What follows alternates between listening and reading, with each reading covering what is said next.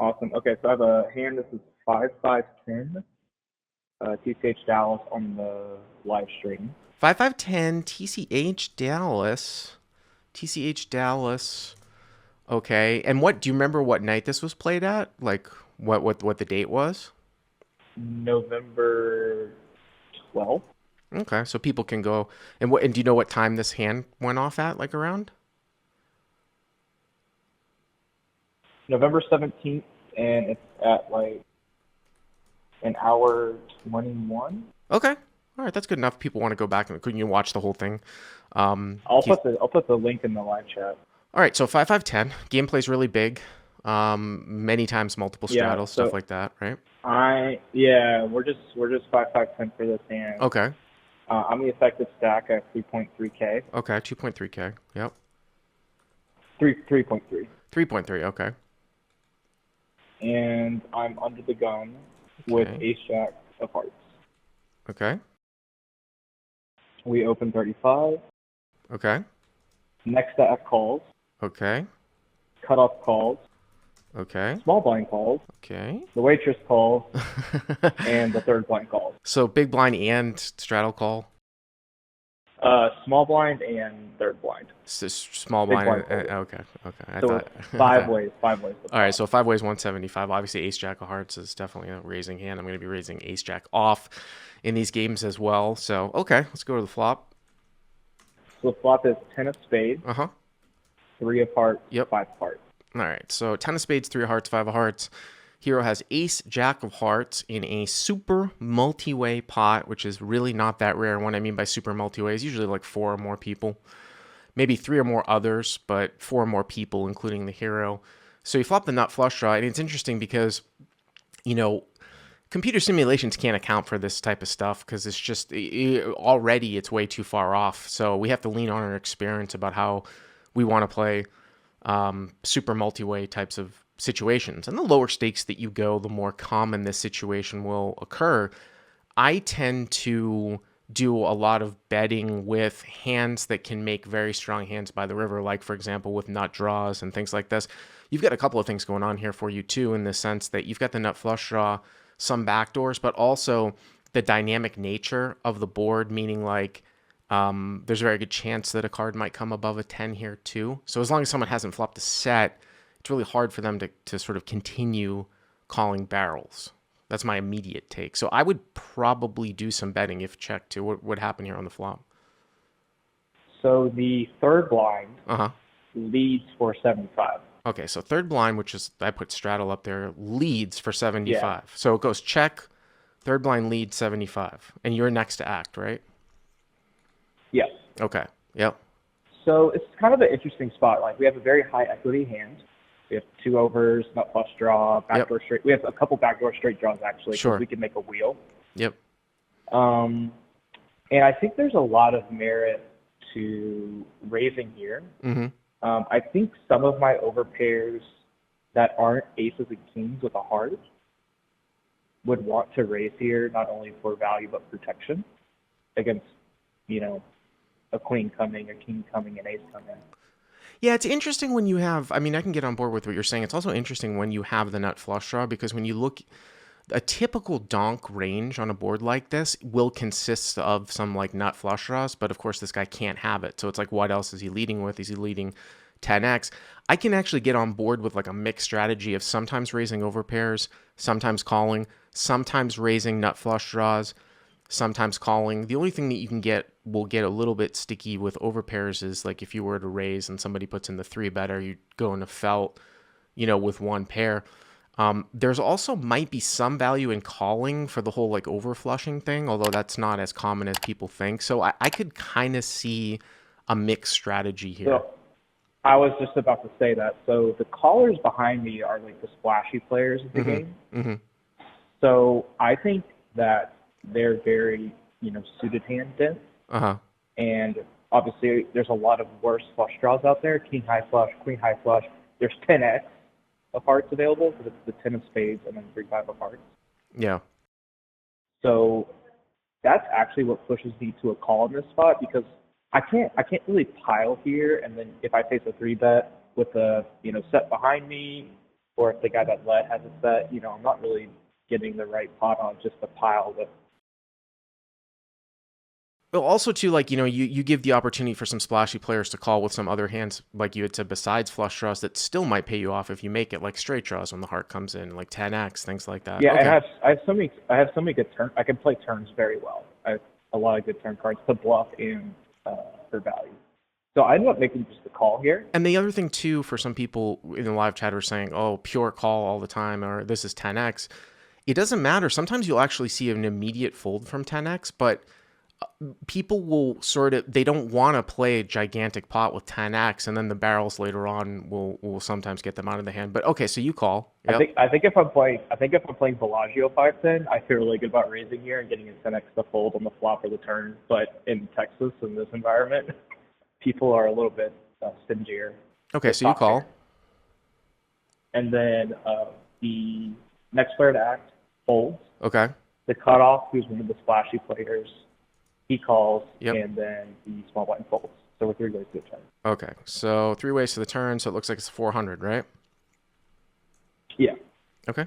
And then the turn is the 5 of spades, which is a pretty interesting card. So now there's front door hearts, back door spades, Yep. and the middle card pair. 10 of spades, 3 of hearts, 5 of hearts, 5 of spades. That cuts down on, obviously, some of the really nuttish type of hands, right? Like pocket fives that might lead out, or somehow if he's in the straddle of like 5-3, like bottom 2, 5-3 suited, cuts those out, the combos a lot. Yeah.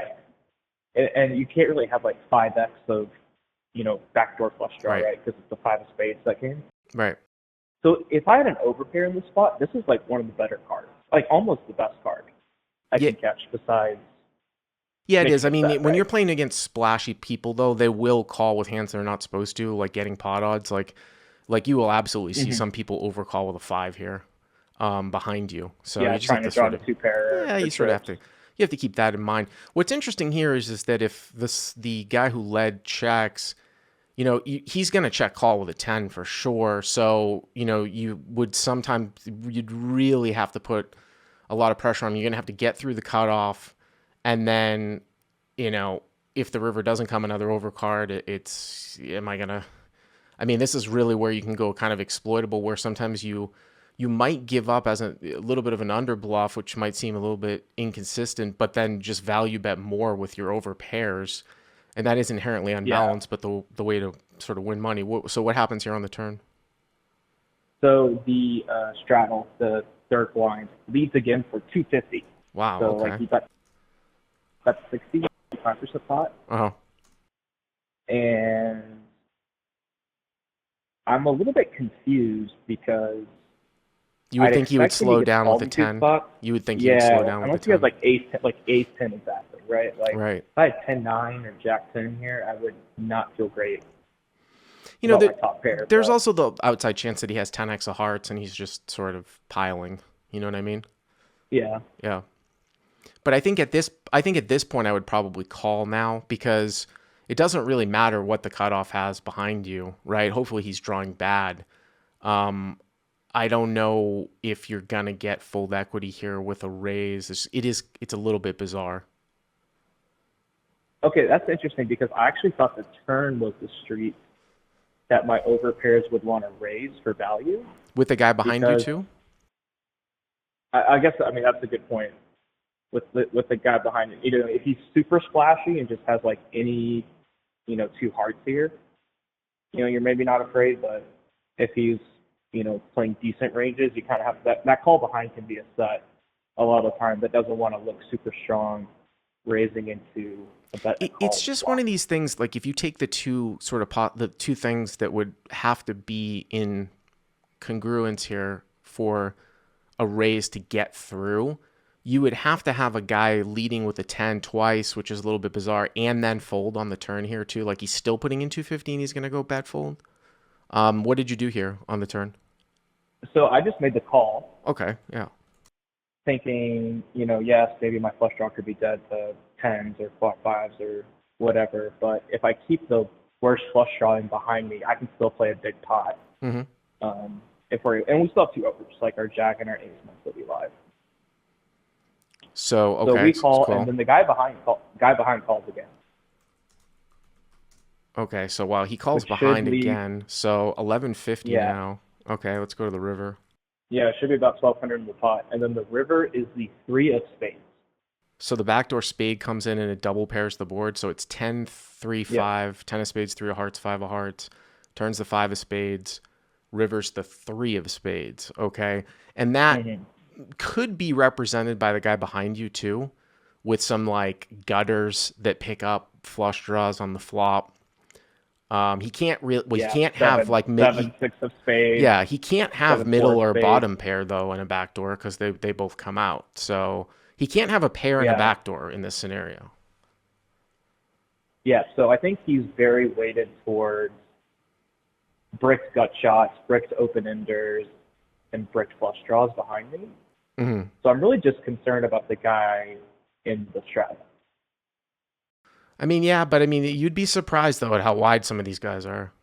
You know, you'd be surprised at how wide some of these guys are. So now the straddle checks. The straddle check. Uh huh.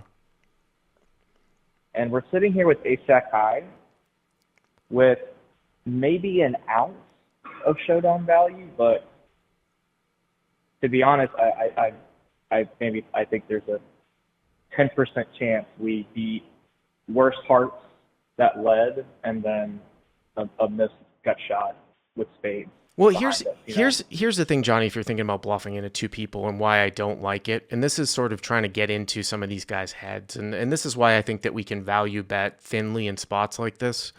It's for the same reasons why Yeah. we'd actually want to pull back our bluffs because they don't see anybody else in the player pool bet take a line with like kings or aces like this and then bet the river on a double paired board at the end. They're always going to put you on a flush draw. And if that straddle has 10x, which is blocking 10s full, you're never going to get the folds from 10x. It's almost like you somehow, once in a great while, have the best hand anyways, or you're not going to get the folds. I mean, that's kind of how I would look at it here. Unless somebody's just way out to lunch and they're calling with like pairs, like sevens, eights, but I just, it doesn't seem really consistent with that. It's one of those spots in live poker where I think you can make a really good value bet with some of your, kind of what you're saying, like sneakily played over pairs that most of the population would put you on because you didn't raise the flop, you didn't raise the turn. Absolutely, So absolutely. you can actually bet. I would absolutely You could bet for value. I would bet for value all day with any overpair. I might even go ace 10 here because it's so unlike you can't, no one's really going to have a 5 or a 3 here with the distribution of what's really come out. And I mean, you wouldn't want to have a 10. It would be better to have an overpair so that someone else can have a 10 to call you. But yeah, I would bet here Yeah. all day for value with an overpair. And for the same reasons I would do that, expecting to get called, I'm not going to bluff into two people. Yeah, so I think that's the spot I find myself here on the river where I can value bet all day, but the problem is the population is just going to overcall with like a week, like a 10-9, Jack 10, Queen 10 here. That it's a terrible bluff because it's always getting called, but you can just exploitively, bet 75% pot, 80% pot here with an overpair, and a 10's just going to put you on hearts all day, and it's just really bad to bluff with. So front door what did you end hearts up doing? So I ended up betting half pot to try to rep an overpair that no one in the population is going to put me on, even though, it's perfectly reasonable to play like aces with the ace of hearts, kings with the kings of hearts, king of hearts in this manner, multi-way, where, Right, lot of the but you see the issue here, players Johnny. can have sets. You see the issue with the bet though. If no one's going to put you on that, then they're going to call. Yeah, it's like one of those spots where, if you're a winning player in the pool, it's like, oh well, I would think that I have an overpair here, so why wouldn't this guy do it? It's like, well, your opponents probably aren't thinking on the same level as you, even when you're playing like 5-5-10, right? So you bet like 600 and So what you kind of happened? have to. So I bet 675. 675. The player behind me folds, Uh-huh. and he had queen deuce of hearts Okay. because it was on stream, so Right. we got to see what everybody had. He had queen deuce of hearts and folded, and then I basically get snapped off by queen 10. Queen No 10. heart, no spade. Yep. Who would have thought it? Who would have thought? I mean, it's a great example of how you can go thin for value with a real hand and then pull back, on your bluff. I don't understand how people could possibly be saying that the turn is a fold. That's just, outrageous to me with this setup. It's just amazing. Kind of reminds me a little bit about people in the comments. I posted a YouTube video. I think I got coolered with King Jack of Hearts on Saturday, and people were like, how did you bet the river if you're playing it like a bluff catcher? Because I wasn't really playing it like a bluff catcher. I was playing it like a draw, and the guy was very prone to pay off.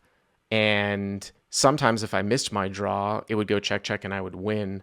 If anybody wants to watch that video on Saturday. But I appreciate the call, Johnny. Thank you very much. If you enjoyed this video, please hit that like button and subscribe to our channel, and check out the coupon code in the description to try out the Crush Live Poker training site for free.